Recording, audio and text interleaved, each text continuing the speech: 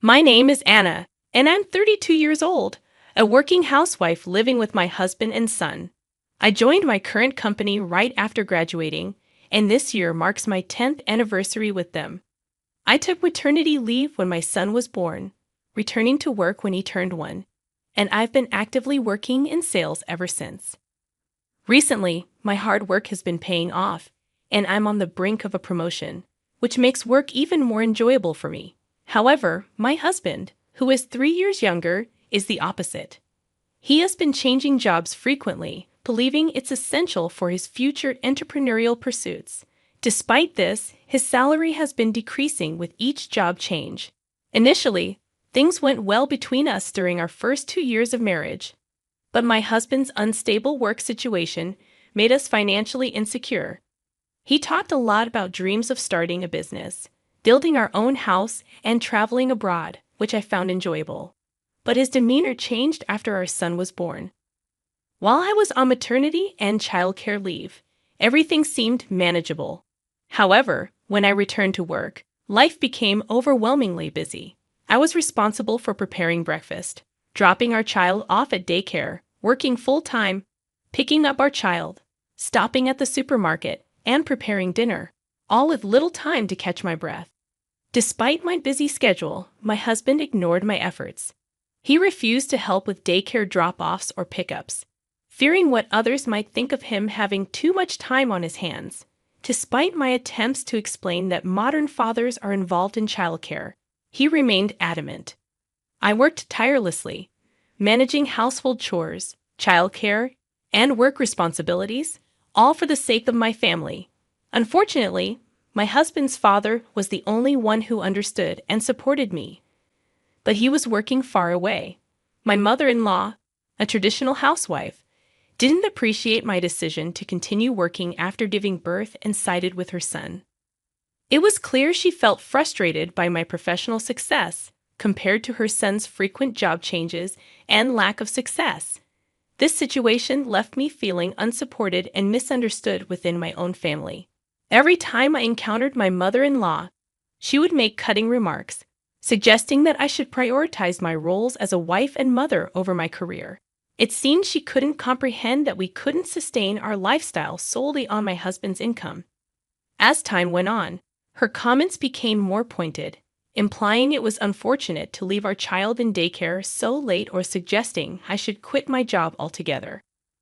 Perhaps due to my father-in-law's prolonged absence for work, my mother-in-law had ample free time. She would casually drop by our house, make her critical remarks, and then leave. Dealing with her constant blame was mentally taxing, and I had nearly resigned myself to not being understood by people with old-fashioned perspectives like hers. However, it turned out that my husband was also affected by my success at work. When I shared news of my accomplishments and pay raise, his response was lackluster, barely acknowledging my achievements. Instead, he began making remarks like, "Don't get too full of yourself just because you earn a bit more than me. What's the point of my daily grind?" Enduring the combined criticism from both my husband and mother-in-law became unbearable, and I started to regret my marriage. To make matters worse, my husband started arriving home later and later, sometimes well past midnight, despite working at a factory with standard business hours. When I questioned him about these late nights, he would simply claim he was working and become defensive when pressed for details, shutting down any further discussion. Then came the incident that I had missed noticing. One evening, my mother-in-law unexpectedly showed up at our house, as she often did unannounced. However, that day was particularly difficult for me. I had stayed up late preparing a lunchbox for my son's sports day at daycare, feeling exhausted and wanting an early rest, especially with an important business negotiation scheduled for the next day. My son, worn out from the sports day, had already fallen asleep in his room by the time my mother-in-law arrived. As my exhausted body moved towards the kitchen to serve tea to my unexpected guest, my husband suddenly grabbed my arm tightly, surprising me. He insisted that he would take care of it, a rare offer considering he seldom cooked or helped around the house, especially when I was tired. I assumed he was merely trying to impress his mother with this uncharacteristic gesture and attempted to brush it off. but he wouldn't release my arm. Forcefully, he directed me to sit on the sofa, raising his voice to emphasize that I needed to rest. I was perplexed by his abrupt actions. If my husband served the tea, I knew my mother-in-law would criticize me for not fulfilling my role as a hostess. To my surprise, my mother-in-law intervened, urging me to sit down while she smiled kindly. As they exchanged these unexpected pleasantries, my husband began preparing the tea in the kitchen. Their behavior was so out of character that I couldn't help but feel something was amiss. When my husband returned with the tea, smiling warmly, I observed him closely. It seemed like he kept glancing at me, and my mother-in-law appeared unusually fidgety. I sensed there was more to this situation than met the eye. As I reached for the teacup, I realized my husband was up to something. Their sudden change in demeanor was too orchestrated to be genuine. Determined not to play along with their scheme, I decided to take charge. I casually mentioned that we might have some tea sweets in the fridge that my mother-in-law would enjoy. Normally, my husband wouldn't bother with tea sweets for guests, but today was different. He seemed momentarily puzzled but quickly headed back to the kitchen at my suggestion. My mother-in-law, echoing my sentiments, expressed concern about the inconvenience they were causing. They both retreated to the kitchen, seizing the opportunity I had created.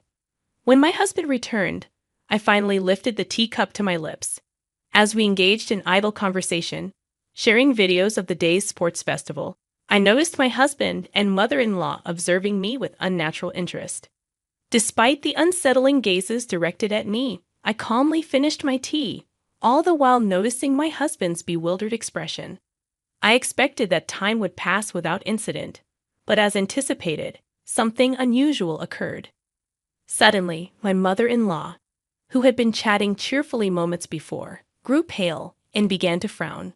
Abruptly standing, she clutched her stomach and rushed out of the living room towards the bathroom. I couldn't help but smirk. I had suspected as much. Glancing at my husband, I noticed his shock and wide eyes. After giving me a brief glare, he hurriedly followed my mother-in-law, banging on the bathroom door and calling out anxiously.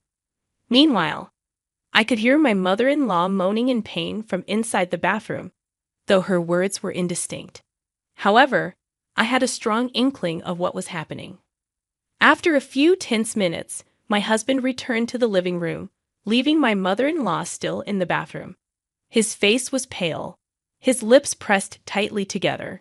Seizing the moment, I calmly addressed him. "It seems the tea you prepared had quite a dangerous ingredient, doesn't it? So, it's really your fault after all." His eyes widened in shock as he retorted, "You suspected me? You're the worst wife." Amused by his absurd accusation, I replied, "You're the one who initiated this whole thing. The tea you brewed for me was so suspicious that I simply swapped it with your mother's cup." He spat back, "You're the worst." I couldn't contain my laughter at his feeble argument. I had sensed something was awry when I noticed a strange powder residue in the teacup he served. Upon closer inspection, it confirmed my suspicions. If you were someone who regularly made tea, I wouldn't have suspected a thing. But you don't usually handle household chores, and your mother seems to believe wives should do everything. I couldn't fathom that they had conspired to actually give me a break. That's why I meticulously observed my husband's actions and the tea he served. After my husband confessed, it turned out his motive was incredibly trivial. Aware of my important business negotiation the next day, he and my mother-in-law had schemed to sabotage my work. Had their plan succeeded, I might have been forced to cancel the negotiation due to illness or endure embarrassing consequences during the meeting. It was a despicable act, jeopardizing my reputation at the company. Even so, putting foreign substances in someone's drink was undeniably criminal. It's bewildering why my husband and mother-in-law went to such lengths against me, but it's simply pathetic. My husband confessed everything and then threatened to claim damages from me if anything happened to his mother. Huh? What are you talking about? You're the one who should pay the damages, don't you think so? I retorted with a snort. I had suspected my husband of having an affair for some time. Despite claiming to work late or being busy even on his days off, he showed little interest in our family and spent most of his time on his smartphone. So I hired an investigator, and as I expected, he was indeed having an affair. He had met a young woman at a matchmaking event, lied about starting his own company, and began dating her. The woman, fresh out of school and naive, fell for his lies. Later, my husband justified his actions by claiming he needed to regain his confidence by dating a younger woman, likely boasting about his future CEO status. Seeing my husband freeze and turn pale when I confronted him about his affair, I decided it was time for a divorce. "Let's get a divorce. You'll have to pay child support," I told him, and he reluctantly agreed. Then he had the audacity to demand half of my secret savings after the divorce. "Why do I have to hand over my assets to you?" I asked incredulously. "Money saved before marriage is not subject to property division. Most of that savings is from when I was single," I explained. Upon hearing this, my husband was disappointed. I then made it clear that he couldn't take any furniture or appliances from our home, all purchased with my money, and the house was rented in my name. As my mother-in-law emerged from the bathroom, I informed her that I would be reporting the incident to my father-in-law. She pleaded with me to keep it a secret from her son, but I ignored her and contacted my father-in-law immediately. He was furious and demanded a divorce from my mother-in-law. Meanwhile, my husband finally realized the gravity of his situation upon learning he wouldn't receive any property division. He pleaded with me, kneeling and crying, but it was too late to change my mind.